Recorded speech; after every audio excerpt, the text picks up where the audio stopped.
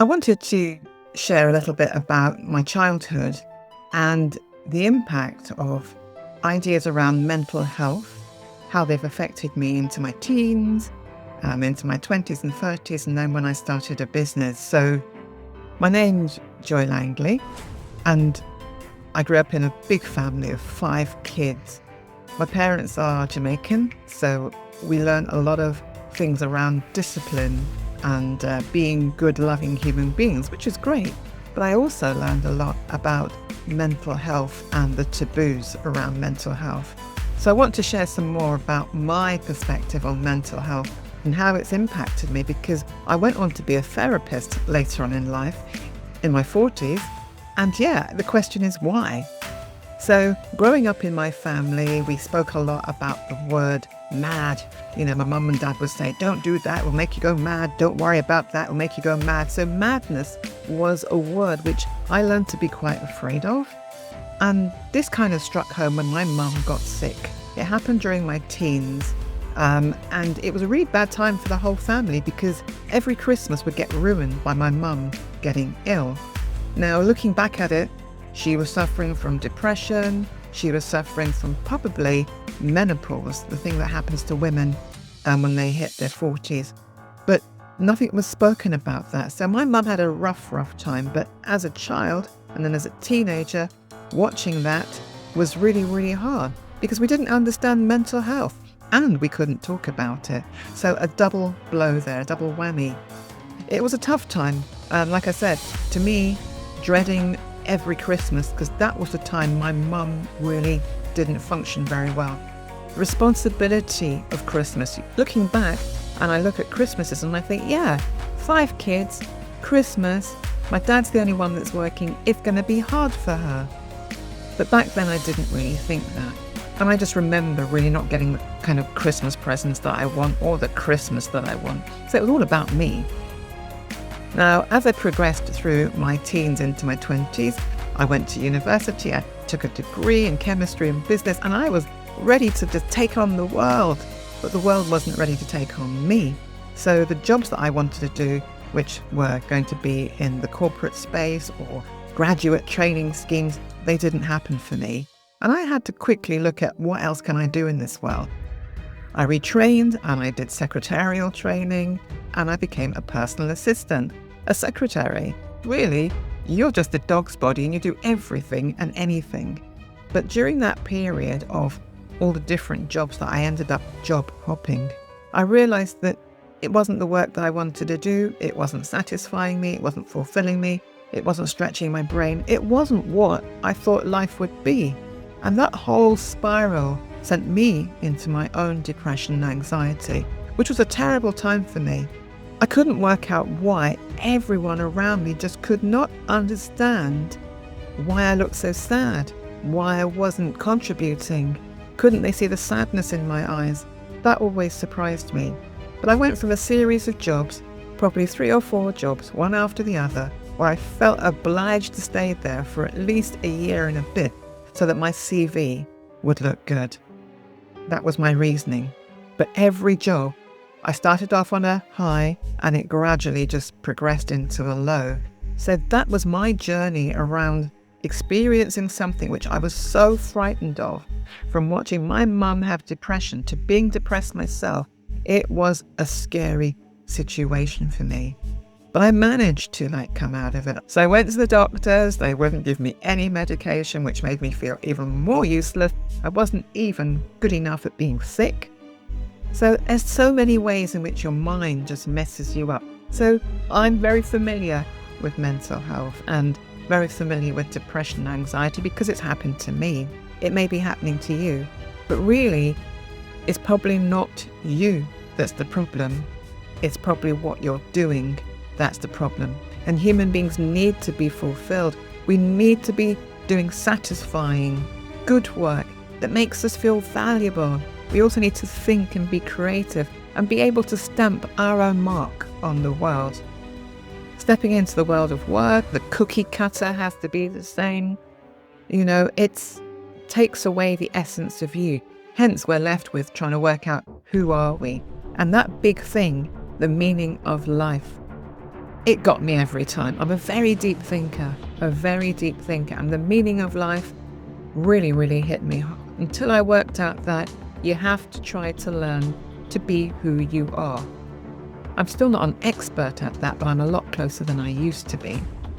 Because there are so many rules and regulations that we've imposed on ourselves from childhood about what we should be, ought to be, must be, and it's hard. It's hard to be yourself when you think everybody else has got it right. So you try and copy other people. They call it fake it till you make it. That never worked for me at all. So my mental health journey is very interesting up until that point. I didn't really get depressed as often as I used to. And it changed dramatically when I started doing something that I loved. And that was working with my ex-partner in the music business, talking to artists, going and doing interviews, doing radio talks. It was just the most exciting time of my life. And I'll never forget it because I never got depressed. I realized that was the secret sauce.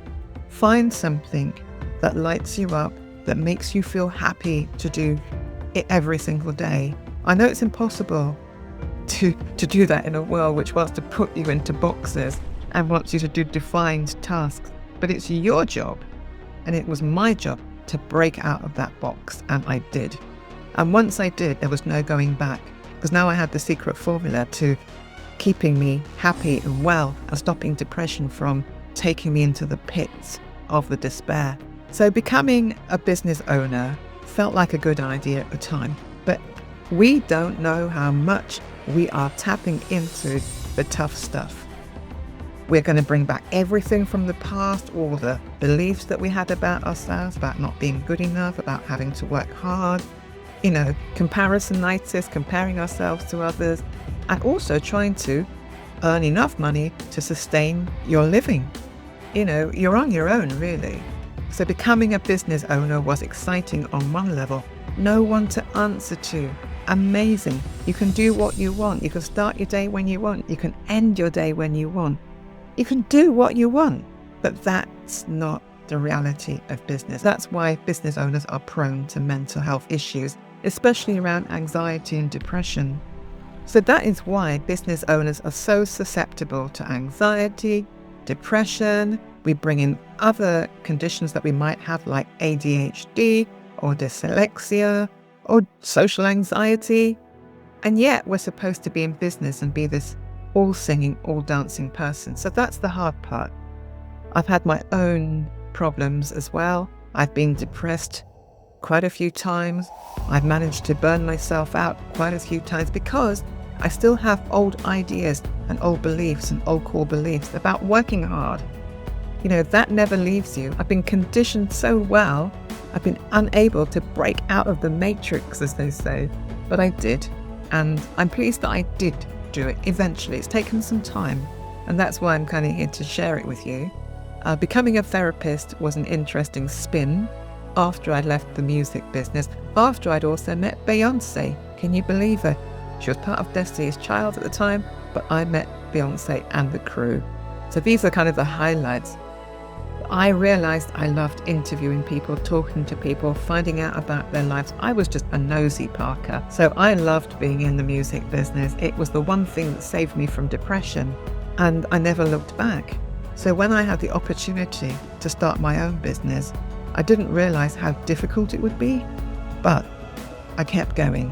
I encourage you to examine what beliefs do you hold from childhood, which perhaps you can't quite put your finger on, but look at your behavior.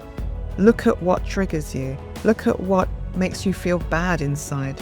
Look at what makes you feel incompetent or small. So many things around you that will trigger you, not only just the situations, but people.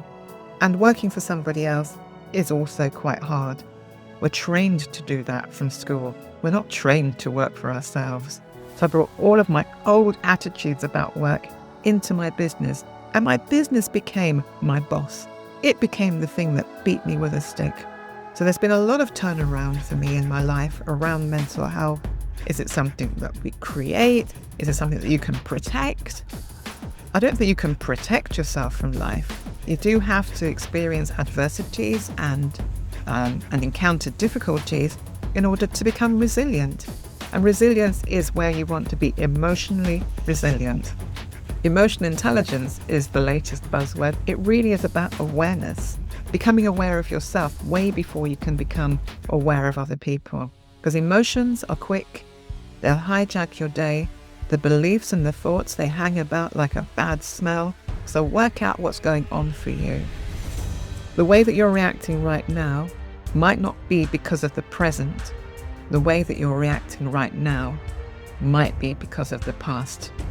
And give yourself the opportunity to find out more about you. And I would say to love yourself, if that's not too soppy, but find a way to love yourself more.